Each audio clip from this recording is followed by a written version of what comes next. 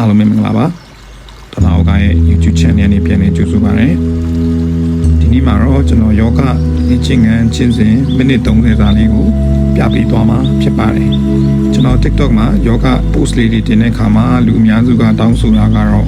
ဆရာကြီးဗီဒီယိုအရှိလေးတင်ပြီးပါလားဆိုတော့ကျွန်တော်ဒါကလောမှာတွားပြီးတော့ယောဂဗီဒီယိုလေးရိုက်ဖြစ်ပါတယ်ပုံမှန်ပြထားတဲ့တစ်ခုကတော့ကျွန်တော်တို့ knee pad လို့ခေါ်ပါတယ်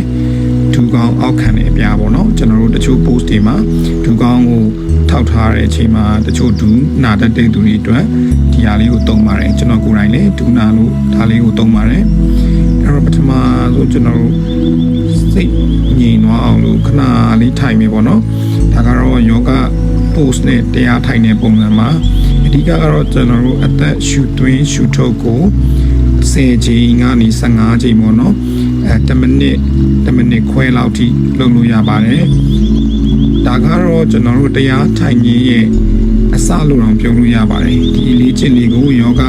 ကျင့်စဉ်ကျင့်ရင်လည်းကျွန်တော်တို့ပထမဆုံးလုပ်ပေးခြင်းအပြင်ကျွန်တော်အချိန်တွေတိုးပြီးတော့လုပ်လို့ရပါတယ်နောက်ဆိုလို့ရှိရင်ဝိပဿနာအားထုတ်တဲ့အချိန်မှာဆိုလို့ရှိရင်တော့ကျွန်တော်တို့ဒါကအများကြီးအထောက်အကူပြုစေပါတယ်အဲ့တော့ယောဂဆိုတာကလည်းကျွန်တော်တို့အားကစားတစ်ခုထက်ကိုအများကြီးပိုပါတယ်စိတ်နဲ့ခန္ဓာနှစ်ခုလုံးကိုကျွန်တော်တို့တည်နေအောင်လို့လေ့ကျင့်ရတဲ့ကျင့်စဉ်တွေဖြစ်ပါတယ်ဒီလိုကျင့်စဉ်တွေကျင့်နေရင်လည်းပဲကျွန်တော်တို့ခန္ဓာကိုယ်မှာအကျော်တွေပျော့ပြောင်းလာတဲ့ကြွသားတွေတမ်းမာလာတဲ့အစီတွေလောင်ကျွမ်းလာတာဖြစ်ပါတယ် Namaste ကျွန်တော်တို့ပထမဆုံးတော့ကျွန်တော်တို့အသက်ရှူပြီးတော့ခဏလေးစိတ်ကိုငြိမ်အောင်လုပ်ပြီးသွားတဲ့အချိန်မှာတော့ကျွန်တော်တို့ဒီခြေပွားနှစ်ခုရှေ့မှာပူလိုက်ပြီးတော့တင်ပါအောက်ချထားပြီးဒူကောင်းကိုခတ်တာပေါ့နော်ဒါကိုကျွန်တော် butterfly လို့ခေါ်ပါတယ်လိပ်ပြာတောင်မှန်ခတ်တယ်လို့မျိုးလေးပေါ့နော်ဆိုတော့ဒါမျိုးလေးကိုကျွန်တော်တို့15ချိန်အချိန်20ခန့်လုပ်ပြီးလို့ရပါတယ်ကျွန်တော်ရဲ့ဗီဒီယိုတွေမှာလည်းဒီအကျော်ဖြည့်လေ့ကျင့်ခန်းမှာဆိုလဲဒီလေ့ကျင့်ခန်းလေးကိုထည့်ပြီးထားပါတယ်အဲ့တော့ဒါကတော့ကျွန်တော်တင်ပါကျောနဲ့ပေါင်ကျောနဲ့ခြေထောက်အကျော်တွေကိုဖြည့်လျှော့တာဖြစ်ပါတယ်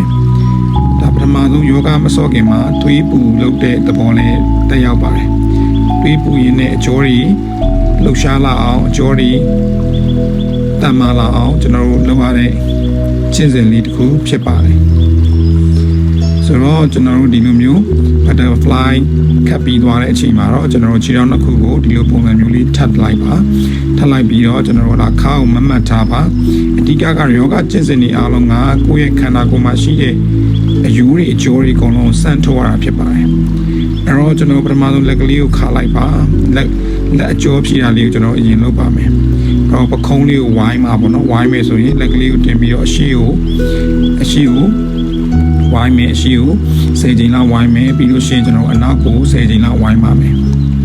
ဆိုတော့ကျွန်တော်ဒီမှာပြထားတဲ့အတိုင်းပဲကျွန်တော်ပြောတာလေးတွေကိုလည်းနားထောင်ရင်ဒီမှာပြတဲ့ဒီကျင့်ခန်းလေးတွေကိုလိုက်လို့ရင်လည်းမိတ်ဆွေတို့အများကြီးအကျိုးရှိမှာဖြစ်ပါတယ်ဒီဗီဒီယိုလေးကတော့ကျွန်တော်တို့မိနစ်35မိနစ်ခန့်ကြာမှာဖြစ်ပါတယ်ဆိုတော့ကိုတကယ်အိမ်မှာဒါလေးကြည့်ပြီးတော့ယောဂကျင့်စဉ်ကိုကျင့်မယ်ဆိုရင်လည်းကျွန်တော်တို့အများကြီးကိုအတွက်အကျိုးရှိမှာဖြစ်ပါတယ်ခုမှယောဂစတင်ကျင့်သူတွေအတွက်ကတော့မိနစ်30လောက်ဆိုရင်အတော်ပဲဖြစ်ပါတယ်တကယ်ကျွမ်းကျင်တဲ့အဆင့်ဖြစ်သွားတယ်ကိုက level တစ်ခုရောက်လာတယ်ဆိုရင်တော့ကျွန်တော်တို့တနာရီပြည့်ကိုကောင်းကစားလို့ရပါတယ်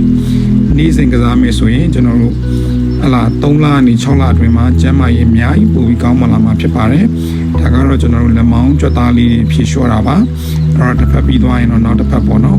အဲ့တော့ဒီမှာကကျွန်တော်တို့တချို့ကလည်းဒီလိုလုပ်တဲ့အချိန်မှာ timing မှတ်တာကိုအားတတ်နေပေါ့နော် timing မှတ်တယ်ဆိုရင်တော့15ပေါ့တစ်ကနေ15လောက်ထိမှတ်လို့ရတယ်ဒါမှမဟုတ်လေအသက်ရှူသွင်းရှူထုံးနဲ့လုပ်မယ်ဆိုရင်တော့ကျွန်တော်တို့ရှူသွင်းရှူထုံး9ချိန်စာပေါ့နော်ဒါကတော့ကိုပုံမှန်ကိုလုံးနိုင်တဲ့ပမာဏကိုမှန်းပြီးတော့လုပ်လို့ရပါတယ်အတိအကျသတ်မှတ်ချက်မျိုးတော့မရှိပါဘူးအဲ့တော့ကိုအဆင်ပြေတဲ့ပမာဏကိုလုပ်လို့ရပါတယ်နည်းချင်းတိုးသွားလို့လည်းရပါတယ်အဲ့တော့အခုကတော့ကျွန်တော်တို့လက်မောင်းနောက်သားကိုအကျိုးဖြည့်လျှော့တာဖြစ်ပါတယ်အဲ့တော့ဘယ်ဘက်လက်မောင်းမြောက်ပြီးတော့နောက်ကိုကွေးချလိုက်မယ်ပြီးညာဘက်လက်မောင်းနဲ့ဆွဲထားလိုက်မယ် အဲ့တော့ဒီဘက်တကြောလုံးကြောတွေပြီးသွားမှာဖြစ်တယ်နောက်ဘက်ကိုသွားမယ်ဆိုတော့ယောဂကျင့်စဉ်ရဲ့အဓိကအချက်ကဘာလဲဆိုတော့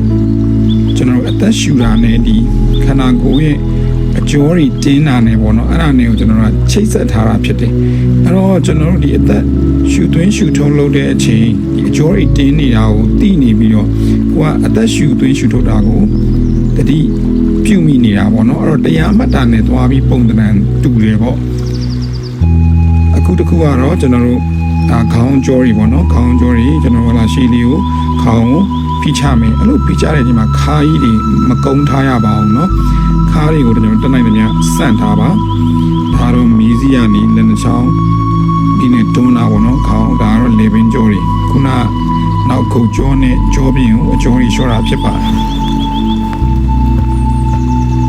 အဲ့တော့ဒီလိုမျိုးအကြောတွေတင်းတောင်းတဲ့အချိန်မှာကျွန်တော်တို့အသက်ရှူသွင်းရှူထုတ်တာလေးကိုတတိပြုပါခေါင်းလေးကိုအဲ့လိုမျိုးလေးဆွဲထားပါမယ်ဖေဘက်အကျော်တင်းနေတာကိုကျွန်တော်တို့ခံစားကြည့်ပါအဲ့နောက်တစ်ပတ်ကိုပြောင်းပါမယ်အဲ့တော့ကျွန်တော်တို့ဒီ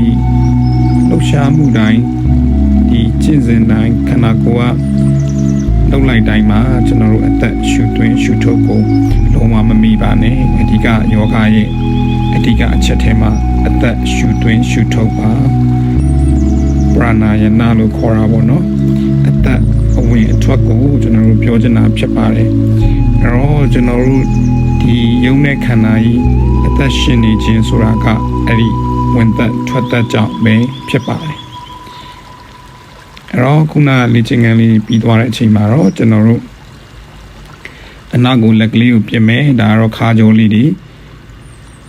ဖြည့်လျှော့တာဖြစ်ပါတယ်အဲ့ဒါမျိုးလေးလှည့်ပြီးတော့ကျွန်တော်တို့သက်ရှူသွင်းရှူထုတ်5ချိန်လောက်လုပ်မှဖြစ်ပါတယ်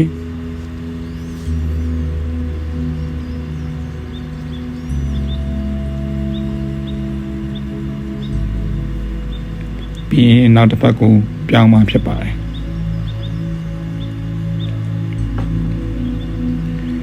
အသက်ရှူသွင်းရှူထုတ်5ချိန်ဒါမှမဟုတ်လေကိုကအမှတ်စဉ်နဲ့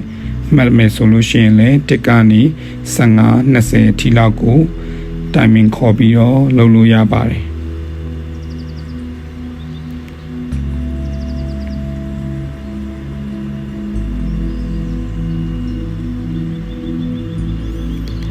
ဒါကတော့ကျွန်တော်တို့ပေါင်အနောက်အကျော်တွေကိုကျွန်တော်တို့ဖြည့်လျှော့တာဖြစ်ပါတယ်အဲ့လိုမျိုးလေးကိုရဲ့အချိန်မှာခါးလေးကိုမှတ်ထားပြီးတော့ဘိုက်ကလေးကိုရှက်ပြီးတော့အကျော်လေးစမ်းထုတ်ထားပါဆိုတော့ယောဂဆော့လို့ရှိရင်ကျွန်တော် main ကလေးတွေဆိုရင်ကိုယ်လုံးတွေအရန်လှပါတယ်ဘာကြောင့်လဲဆိုတော့ကြွက်သားတွေအကျော်တွေအကုန်လုံးညှစ်ထုတ်ထားတဲ့အတွက်အဲ့နာမှာရှိတဲ့အစီတွေအကုန်လုံးကကြည်ပြတ်သွားတာဖြစ်ပါတယ်ဆိုတော့နောက်တစ်ဖက်ကိုပြောင်းมาဖြစ်ပါတယ်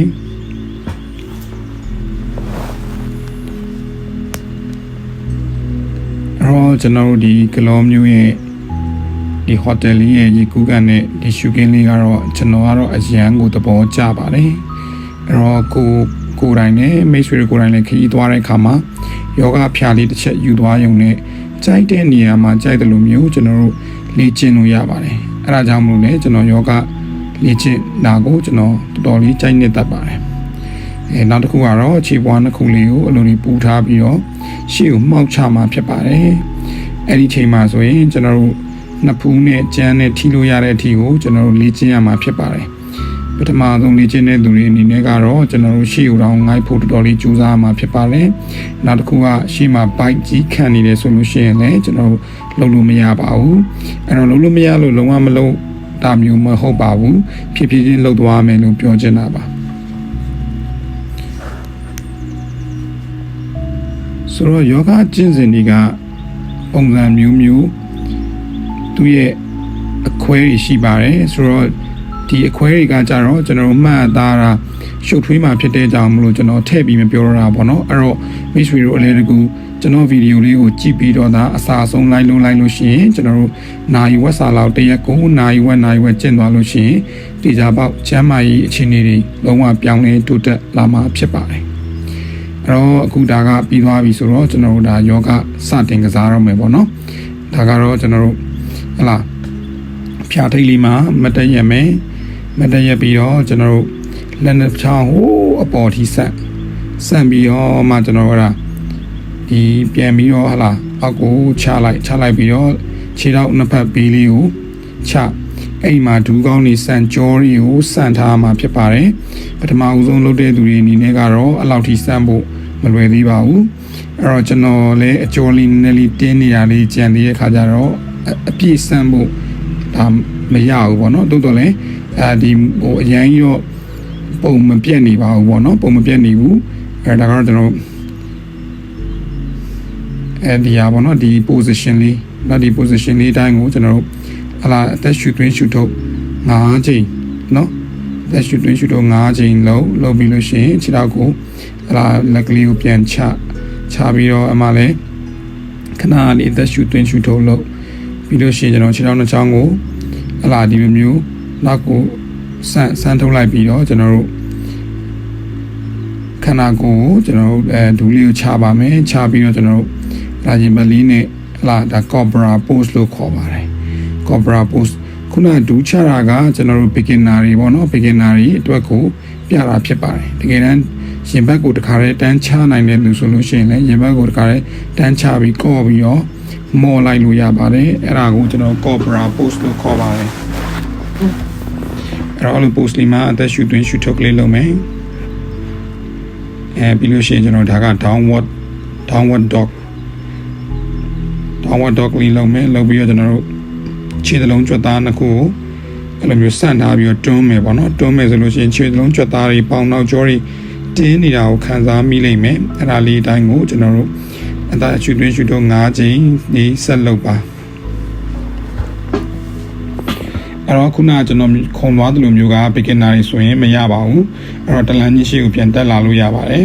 ဆိုတော့ဒါတစ်ခုပေါ့နော်ဒါတတွဲပြီးသွားတယ်လို့ခေါ်ပါတယ်ပေါ့နော်ယောဂအဲ့ဒါတတွဲပြီးသွားပြီဆိုတစ်ဖက်အချမ်းပြီးသွားပြီဆိုတော့နောက်တစ်ဖက်နော်ခုနညာဘက်အချမ်းပြီးသွားလို့ရှိရင်ကျွန်တော်ဘယ်ဘက်အချမ်းပေါ့နော်အဲ့တော့ तू ကတစုံပဲခန္ဓာကိုယ်မှာနော်ကျွန်တော်တို့ဘယ်ညာနော်ကိုကကျွန်တော်ညာချီကိုနောက်ပြစ်လိုက်တယ်ညာချီနောက်ပြစ်လိုက်ပြီးတော့ခြေထောက်လက်ကိုအလိုဆန့်ထားမယ်အဲ့ဒီတိုင်းလေးအသက်ရှူသွင်းရှူထုတ်ကို5ချိန်လောက်လုပ်ပါမယ်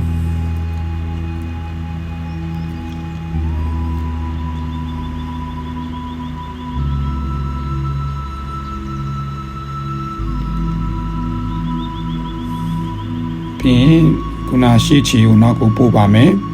ရှေ့ချီကိုနောက်ကိုပို့ပြီးလို့ရှိရင်ခုနကျွန်တော်ပြောလို့ပေါ့နော်အဲ့မှာဒူးမချတော့ကျွန်တော်တခါတည်းတန်းသွားလိုက်တဲ့ cobra pose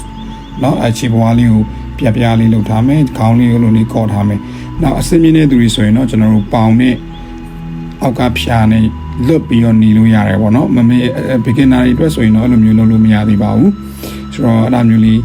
ရှင်းလိုက်မယ်ဆိုရင်ကျွန်တော်တို့ခါကြောတွေပြေရောပြီးလွန်ဓမ္မหนีလို့ကောင်းပါတယ်ဆိုတော့ကျွန်တော်တို့ဒါခုပြန်ပြီးတော့ downward facing dog ကခွေးလို့ပုံစံမျိုးပေါ့နော်ခွေးတွေအဲ့လိုမျိုးရှေ့လက်ချောင်းဆန့်ပြီးတော့အဲ့လိုမျိုးဖိချလိုက်တာမြင်မှုကြမယ်ထင်ပါတယ်အဲ့ဒါသူ့ရဲ့အကျော်ဖြည်နီးပဲเนาะခွေးကိုဘယ်သူမှနှိပ်ပေးမှမဟုတ်တဲ့အခါကျတော့သူ့နီးသူ့ဟန်နဲ့အကျော်ဖြည်အောင်လို့ကျွန်တော်တို့လုပ်ရတာဖြစ်ပါတယ်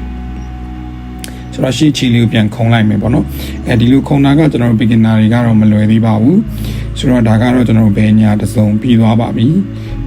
အဲ့ဒီလိုတစ်စုံကျွန်တော် post တစ်ခုပေါ့နော်ကျွန်တော်ကိုယ့်ရဲ့ခန္ဓာကိုယ်အနေထားတစ်ခုတိုင်းမှာကျွန်တော်အသက်ရှူသွင်းရှူထုတ်5ချိန်လောက်လုပ်တာအဲ့လို5ချိန်လောက်လုပ်တာကဘာတွေကောင်းစီတာလဲဆိုတော့ကျွန်တော်အဲ့ဒီအကျိုးတွေတင်းတောင်းနေတဲ့နေရာတွေကိုကျွန်တော်တို့အောက်ဆီဂျင်ပေါ့နော်အောက်ဆီဂျင်တွေရောက်သွားခြင်းအပြင်ကျွန်တော်တို့ကိုယ်အတွက်ဒီအသားရည်တွေကြည်လင်လာတာဖြစ်ပါတယ်အဲ့တော့ယောဂကစားတဲ့လူတွေကဘာလို့အသားရည်ကြည်ပြီးတော့ weight တွေကျလဲဆိုတော့ဒီຢာတွေကြောင့်ပါအဲ့ဒါကတော့ warrior pose ပါနော်အဲ့ warrior pose ပေါ့နော်ဒါနှစ်ခုရှိသွားပြီခုနကတစ်ခုပြီးသွားပြီဒါ warrior pose အဲ့လိုမျိုးလေးကိုကျွန်တော်တို့ကအဲ့လိုစန့်ထားမယ်အဲ့ဒါရှူသွင်းရှူထုတ်ကို5ချိန်လောက်လုပ်ပါမယ်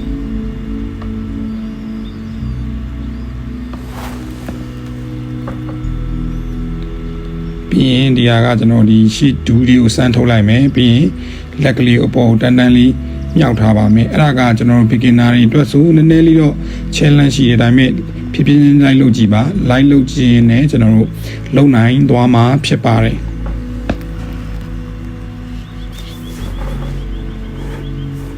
အသက်ရှူသွင်းရှူထုတ်ကိုမမိပါနဲ့ကျွန်တော်တို့ပြင်ဒီလိုမျိုးပြန်လှည့်လိုက်ပါလိုက်ပြီးတော့နောက်ခြေကိုရှေ့ပြန်ပို့လိုက်ပါပို့လိုက်ပြီးတော့ကျွန်တော်တို့ဒါကတတွဲပြီးသွားပြီပေါ့နော်ဆိုတော့နောက်တစ်ဖက်ကိုထပ်ဆက်လုပ်မယ်ပေါ့နော်ခုနအတိုင်းပဲနောက်ထပ်ဘက်တစ်ဖက်ကိုကျွန်တော်တို့ထပ်လုပ်မှာဖြစ်ပါတယ်အဲ့တော့တကယ်တမ်းအဲ့ဒီတတွဲကိုပဲကျွန်တော်တို့ကကိုလုပ်တဲ့အချိန်ရင်ပေါ်မူတည်ပြီးတော့ကျွန်တော်တို့ကိုအားသက်နဲ့အတွဲကိုတွဲပြီးတော့ဟလာနိုင်ဝက်တနာရီမှာကျွန်တော်တို့အကုန်လုံးလုပ်လို့ရပါတယ်ဒါကတော့ဘက်ပြောင်းသွားပါပြီပေါ့နော်ဘက်တစ်ဘက်ပြောင်းသွားပြီးတော့ကျွန်တော်တို့ကြောဘက်ကနေမြင်ရတာပေါ့ဆိုတော့အကုန်လုံးကဘေးညာပါပဲเนาะဘေးနဲ့ညာနဲ့ position ပြောင်းပြီးလောက်တာကျွန်တော်ဒီ gym နေသွားတဲ့အချိန်မှာလေတချို့အိတ်ဘေးညာတွေတောင်မှန်မလုပ်တဲ့လူတွေတော်တော်များများရှိတယ်အဲ့ဒါနောက်ဒီအကျော်တင်းတောင်းတဲ့သူတွေဆိုလို့ရှိရင်လည်းဒီအကျော်တွေတင်းတောင်းရင်တို့ဟိုလှုပ်ရှားရတာခက်တာပေါ့နော် mobility လို့ခေါ်တဲ့ခန္ဓာကိုယ်ရဲ့ joint တွေပေါ့နော်အစစ်တွေကကောင်းကောင်းမလှုပ်ရှားနိုင်တဲ့ခါကျတော့အဲ့ဒါယောဂတွေဖြစ်စေတာပဲဖြစ်တယ်သူကအဲ့ဒီယောဂမှာဆိုရင်တော့အဲ့ဒီဟာတွေကိုကျွန်တော် chakra လို့ခေါ်တာပေါ့နော် chakra အကြောင်းကတော့နောက်ကြုံလို့ရှိရင်ကျွန်တော်ပြောပြပေးမယ်ယောဂအကြောင်းလေးပြောပြပေးမယ်ပေါ့နော်အခုတော့ဒါ beginner တွေအတွက်ကိုကျွန်တော်ဒီဗီဒီယိုလေးကိုဖြစ်အောင်ရိုက်ရပါတယ်အဲ့တော့ဒီဗီဒီယိုလေးကကျွန်တော်သွားပြီးတော့ရိုက်တဲ့အချိန်မှာအားလုံးပေါင်းကုန်ကြစည်းက9သိန်းလောက်ကျပါတယ်ဟိုတယ်စည်းနဲ့ပါနေပေါ့နော်ဟိုသဘောကိုပြပြတာပါဒါကျွန်တော်စေတနာနဲ့ကျွန်တော်လုပ်ပြီးတာဖြစ်ပါတယ်အဲ့တော့နောက်ထပ်ဒါခုနတတွဲပြီးသွားပြီပေါ့နော်ခုနတတွဲပြီးသွားပြီကျွန်တော်နောက်ထပ်ဒီချင်းကန်တစ်ခုကျွန်တော်သွားကြမယ်ပေါ့နော်ဆိုတော့တစ်ခုနဲ့ကလေအခြေခံလေးတွေတူပါတယ်เนาะအဲ့တော့ဒီဟာကကျွန်တော်တို့ဒါ sun salutation လို့ခေါ်တယ်ဒီဟာကဟလာဒီနေကိုကျွန်တော်တို့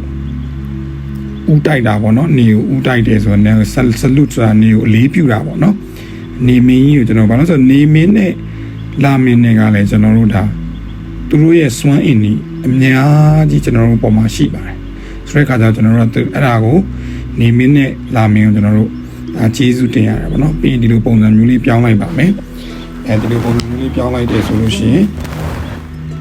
ဒါ post တစ်ခုပေါ့နော်အဲ့တော့ post ဒီတစ်ခုချင်းတိုင်းကိုကျွန်တော်ပြောလို့ပဲ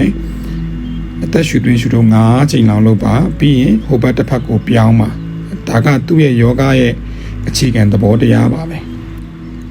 အဲ့တော့လုပ်ပြီးလို့ရှိရင်ကျွန်တော်တို့လက်ကလေးကိုအဲ့လိုမျိုးလက်ပွားလေးကိုချပေါ့နော်ခြေချင်းဝက်ကိုကင်မယ်ဆိုလဲကင်လို့ရတယ်ကိုကမနိုင်သေးလို့ရှိရင်ကျွန်တော်တို့ရသလောက်လေးကိုလုပ်မယ်ကိုမီတဲ့နေရာကိုကင်ထားပြီးတော့ကျွန်တော်တို့လုပ်မှာဖြစ်ပါတယ်အဲ့တော့ဒါကိုကျွန်တော်တို့အားမလျှော့တန်းကျွန်တော်လိုက်လို့ရင်ねဒါယောဂဆိုရင်လည်းနောက်ဆိုလို့ရှိရင်အကျဉ်းသားရပါလို့ရှိရင်ကျွန်တော်တို့အရန်နေလို့ကောင်းပြီကျမ်းမာရေးရန်ကောင်းလာမှာဖြစ်ပါတယ်ဆိုတော့ဒါတစ်ဖက်ပြီးသွားရင်တော့ကျွန်တော်နောက်တစ်ဖက်ကိုပြောင်းပါမယ်ဆိုတော့အဲ့လိုမျိုးဆိုလို့ရှိရင်ရှေ့ချီကိုနောက်ပို့လိုက်မယ်နောက်ပို့လိုက်ပြီးတော့ကျွန်တော်တို့ဒါ cobra pose ပေါ့နော်ပြီးရင် downward dog cobra pose ကပြန်ဆက်တာအဲ့တော့ဒီပေါင်းနေအပေါ်ပိုင်းနေလုပ်ပြီးသွားလို့ရှိရင်ခါကိုကျွန်တော်ပြန်ပြီးတော့တကြောပြန်လုပ်တယ်ပေါ့နော်ဆိုတော့ဒါသူ့ရဲ့ sequence ပေါ့ sequence ဆိုတာကတော့သူ့ရဲ့သမစင်လို့ခေါ်မှာပေါ့နော်ယောဂရဲ့အစဉ်တိုင်းလုပ်တဲ့ပုံစံမျိုးဒါပေမဲ့ဒီဗီဒီယိုမှာကျွန်တော်ကဒါအလွယ်တကူလုပ်လို့ရနိုင်တဲ့ဒီကျင့်စဉ်လေးတွေကိုပေါင်းပြီးပြထားတာဖြစ်တဲ့ခါကျတော့ပုံမှန်ယောဂသင်ခန်းစာရဲ့သင်ယူအတိုင်းအကုန်တူချင်မှတူပါမယ်။ဘာကြောင့်လဲဆိုတော့ဒီဗီဒီယိုကိုဒါယောဂနဲ့ပတ်သက်တဲ့ဆရာမတွေကြည့်မိတဲ့အခါမှာလည်းဒါသူတို့မြင်မှာပေါ့နော်ဆိုတော့ဒါကကျွန်တော် beginner တွေလိုက်ပြီးတော့လုံးလို့လွယ်အောင်လို့ပြပြီးထားတာဖြစ်ပါတယ်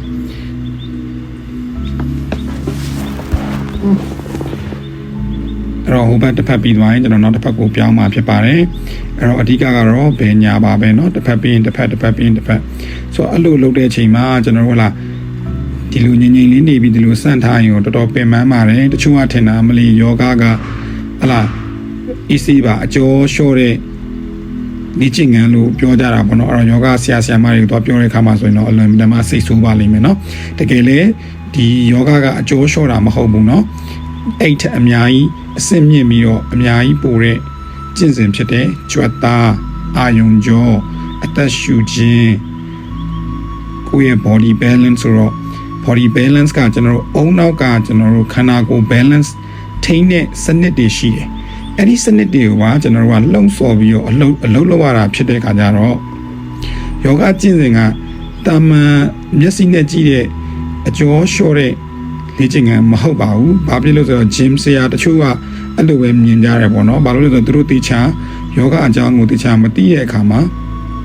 အဲ့လိုမျိုးမြင်တတ်ကြရတယ်ပေါ့နော်။ကျွန်တော်ကတော့ဒါယောဂကိုဘာလို့ကိုယ်တိုင်ကလည်းကျင့်နေနေကျင့်လဲဘာလို့ကစားလဲဆိုတော့ကျွန်တော်ဘယ်သွားခရီးသွားတာပဲဖြစ်ဖြစ်ကိုကြိုက်တဲ့နေရာမှာဖျားတစ်ချက်ရှိအောင်နဲ့ကျွန်တော်တို့ကိုယ့်ရဲ့ခန္ဓာကိုယ်ကျန်းမာရေးအတွက်ကိုလုပ်လို့ရတဲ့အတွက်ကိုကျွန်တော်အရင်သဘောကျတယ်အဲ့တော့မိတ်ဆွေတို့အနေနဲ့ကလည်းကျွန်တော်ပြောလို့ပေါ့နော်လမ်းရှားလို့ရတယ်ယောဂကျင့်လို့ရတယ်ကုန်ကြစိတော်တော်တက်တာပါတယ်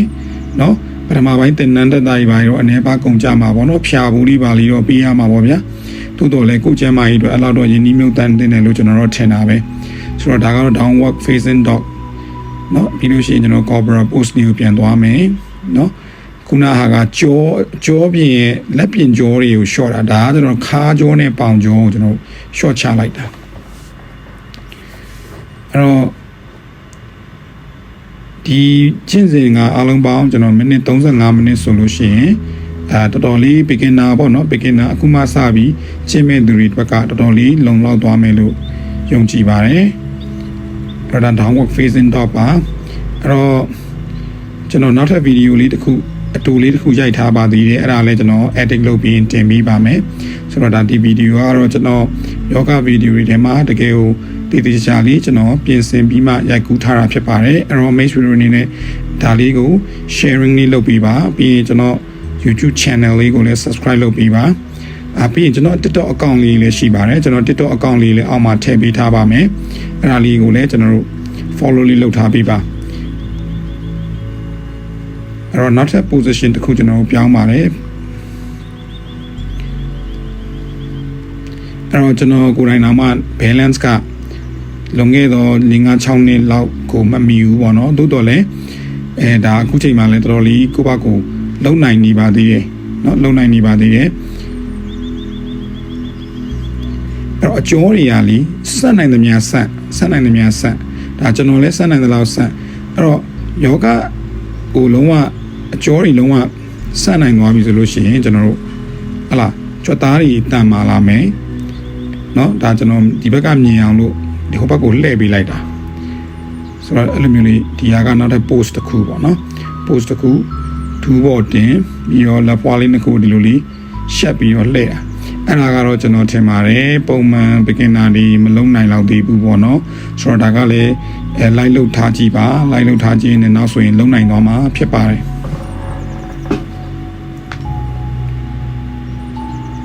အဲ့ကျွန်တော်ကို TikTok မှာမိကြတာက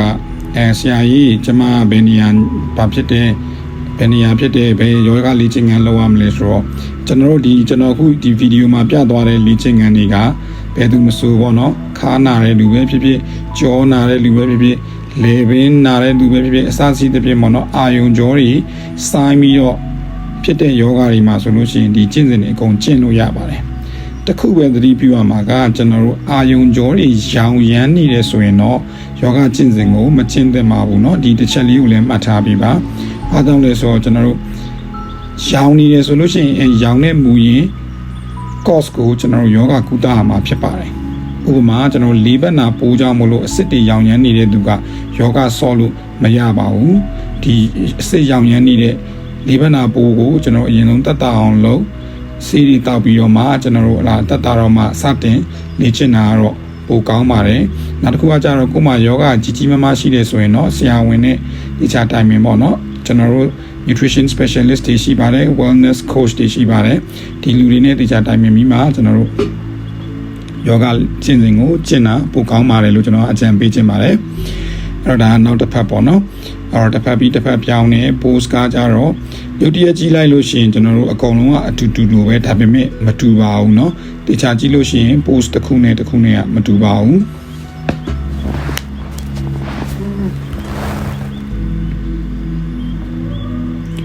အဲ့ position တစ်ခုတိုင်းမှာကျွန်တော်ဒီဘက်ကိုလှည့်ပြမယ်နော်အမှကျွန်တော်တို့ balance ကနည်းနည်းလေးဟိုဖြစ်ရှင်နေရနော်အဲ့ဒီမှာ leg လေးကိုထဲအဲ့လိုမျိုးလေးလုပ်ပြီးတော့ကျွန်တော်တို့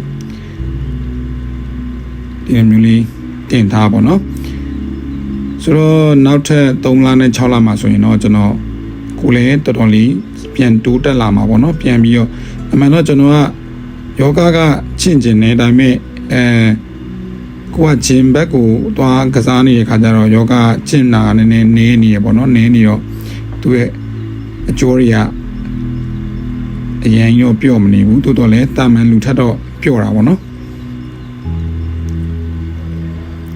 ဒီ position တွေအားလုံးကကျွန်တော်တို့အဓိကကအကျော်တွေတင်းနေမယ်တင်းနေအောင်ခံစားမယ်ပြီးလို့ရှိရင်ကျွန်တော်အသက်ရှူသွင်းရှူထုတ်ကိုလုပ်မယ်အဲ့တော့ကျွန်တော်တရားထိုင်တဲ့ဗီဒီယိုတွေကဆရာတော်ဟောတာဆိုလို့ရှိရင်တော့ကျွန်တော်တို့အသက်ရှင်နေတယ်ဆိုတာတဲ့ဒီအသက်ဝင်သက်ထွက်သက်ပေါ့နော်အသက်ဝင်သက်ထွက်သက်တစုံရှိနေလို့တဲ့ရှူသွင်းရှူထုတ်လိုက်တဲ့လေကြောင့်မို့လို့ကျွန်တော်တို့အသက်ရှင်နေတာပါအဲ့တော့ဒါ downward ပေါ့အရှိလေးကိုခုံလိုက်မယ်ပေါ့နော်အဲ့လိုခုံနိုင်မှုကတော့ကျွန်တော်တို့ bike ကြွက်သားတွေတန်မရပါတယ်နော်အဲ့တော့ကျွန်တော်တို့နောက်ထပ် post တစ်ခုပြောင်းမယ်လို့ခေါ်လိုက်ပြီးခြေပွားနှစ်ခုအမလို့ထောက်ပြီးတော့ကျွန်တော်ဆိုရင်တော့ကျွန်တော်ကခြေထောက်ကိုအဲ့လိုမျိုးနောက်ကိုအဲ့လိုပြစ်နိုင်တယ်ပေါ့နော်မပြစ်နိုင်တဲ့သူဆိုရင်တော့ခုနကကျွန်တော်ခြေထောက်တလန်းချင်းရှောက်တယ်လို့မျိုးရှောက်အောင်မှာဖြစ်ပါတယ်နော်ခြေထောက်ကိုနောက်ကိုဒီတိုင်းလေးရွှေ့ရမှာပေါ့နော်မခုံနိုင်သေးတဲ့သူဆိုလို့ရှိရင်တော့ခုံနိုင်တဲ့သူဆိုရင်တော့အဲ့လိုမျိုးခုံလိုက်လို့ရပါတယ်ဆိုတော့ပြီးရင်ဒီမှာခြေထောက်တစ်ချောင်းလုံးမြောက်မယ်မြောက်တက်နိုင်မြအပေါ်ထိမြောက်အဲ့ဒါကလည်းတိတ်တော့မလွယ်ပါဘူးကျွန်တော် beginner လေးဆိုလို့ရှိရင်ခြေထောက်အလောက်ထိမြောက်ဖို့မလွယ်ဘူးအဲ့တော့ခြေထောက်ရှိကိုဒီလိုမျိုးလေးကွေးပြီးတော့ယူလိုက်မယ်မှာပေါအောင်ဖိချတာမယ်နော်အဲ့ဒါကတော့ကျွန်တော်တို့အကျော်လျှော့တဲ့အချိန်စပြီးရောက်လာပါပြီခုနကျင့်စဉ်နေကျင့်ပြီးသွားလို့ရှိရင်ကျွန်တော်ပြန်ပြီး short တဲ့အနေအထားမျိုးပါအဲ့ဒါမျိုးလေးကျွန်တော်တို့အသက်ရှူသွင်းရှူထုတ်5ချိန်လောက်လုပ်မယ်ခဏလေးနေမယ်ပေါ့နော်ဆိုတော့ပြေသွားလို့ရှိရင်ကျွန်တော် downward တော့ခွေးလေးလို့ပြန်ပြီးတော့အဲ့လိုကြောကုန်းဆန့်ချတာမယ်ဒါဆန့်ကြောကုန်းဆန့်မတင်းနေလိမ့်မယ်နော်အဲ့တော့ဒါယောဂအစအဆုံးစော့ပြီးသွားလို့ရှိရင်လေကျွန်တော်အရန်ခန္ဓာကိုယ်တွေကဟော်မုန်းတွေလည်းထွက်လာတယ်နော်နေလို့လည်းအရန်ကောင်းတယ်ကျွန်တော်ခုနကပြောသလိုပဲကျွန်တော်တို့ရဲ့ကြွက်သားတွေတစ်ရှူးတွေကိုအောက်ဆီဂျင်တွေပိုရောက်လို့ကျွန်တော်တို့အသားရည်တွေကကြည်လင်လာတာဖြစ်တယ်အဲ့ဒီ concept ကိုတခြားလေးသိဖို့လိုတယ်အများစုကတော့အဲ့ဒီအကြောင်းကိုသိပြီးတော့မပြောပြကြတာများတယ်ပေါ့နော်ဆိုတော့ကျွန်တော်ကအဲ့ဒါလေးကိုပုံမနားလည်အောင်လို့ကျွန်တော်ပြောပြပေးတာဖြစ်ပါတယ်အဲ့တော့တဖြည်းဖြည်းနဲ့ကျွန်တော်တို့ပြီးကန်နေပါပြီဆိုတော့တက်နိုင်သမျှစူးစမ်းပြီးတော့လိုက်ပြီးလေ့ကျင့်ပါအဲ့တော့ဒါကကျွန်တော်ကဗီဒီယိုသင်ခန်းစာလိုမျိုးကျွန်တော်က instruction ပေးပြီးတော့ပြောရတာပေါ့နော်နောက်ပိုင်းဗီဒီယိုတွေဆိုရင်တော့လည်းကျွန်တော်နောက်က voice over မထည့်ဘဲနဲ့တကယ် live အတန်နဲ့ပဲပြောပြသွားမယ်ပေါ့နော်အဲ့တော့မိတ်ဆွေတို့ကဘယ်လိုဗီဒီယိုမျိုးလေးတွေကြိုက်လဲဆရာကြီးပါလေးတွေ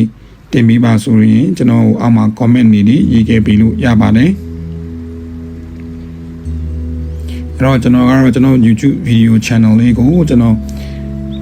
million subscriber ပေါ့နော်လူတန်းချီထိ subscribe လုပ်ဖို့အတွက်ကိုမျှော်လင့်ပါတယ်အဲ့တော့မိတ်ဆွေတို့လည်းဒီ video လေးကြည့်မိလို့ရှိရင် subscribe လေးလုပ်သွားပေးပါ sharing လေးလုပ်သွားပေးပါလိုအပ်မဲ့ထင်တဲ့သူတွေစီကိုလည်း copy link လေးပို့ပေးပါဒါတော့ plank ထောက်နေရပါ plank 10 minute လောက်เนาะ plank ထောက်တဲ့ချိန်ကဘာလဲဆိုအဓိက bike ကိုကျွန်တော်တို့ core ပေါ့เนาะ core ကိုကျွန်တော်တို့အားပြုရတာဖြစ်တယ်ဆိုတော့ plank ပြီးသွားပြီဆိုရင်ကျွန်တော်တို့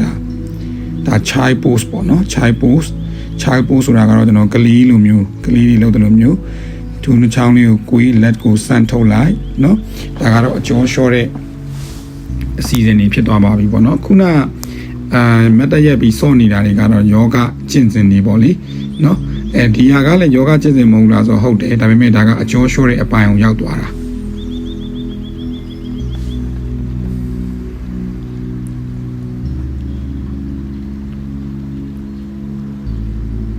ဒီဟာဘယ်ဘက်ကိုကျွန်တော်ဘ ဘက်လက်ကိုလိုမျိုးလေးစမ်းထုံလိုက်ပြီးတော့ကျွန်တော်လိုမျိုးဖိချမယ်ပေါ့နော်ခါလေးကိုလိန်ထားမယ်ခါလေးကိုလိန်ထားမယ်လိုမျိုးဖိချမယ်အသက်ရှူသွင်းရှူထုံ9ချိန်လောက်လုပ်ပါမယ်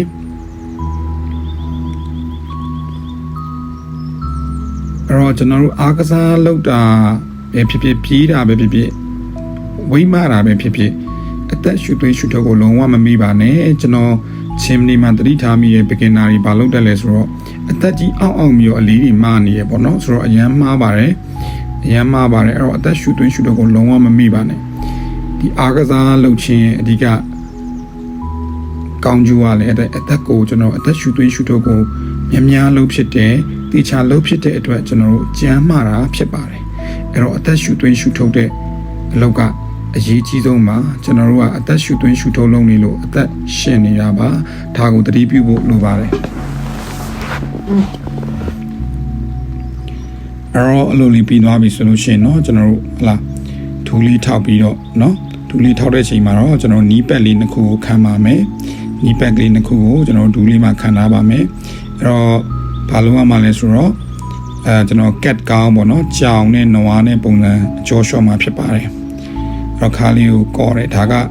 cat ပုံစံကြောင်ပုံစံပေါ့နော်ကြောင်ပုံစံပြီးလို့ရှိရင်ကျွန်တော်တို့ခါလေးကိုကျွန်တော်တို့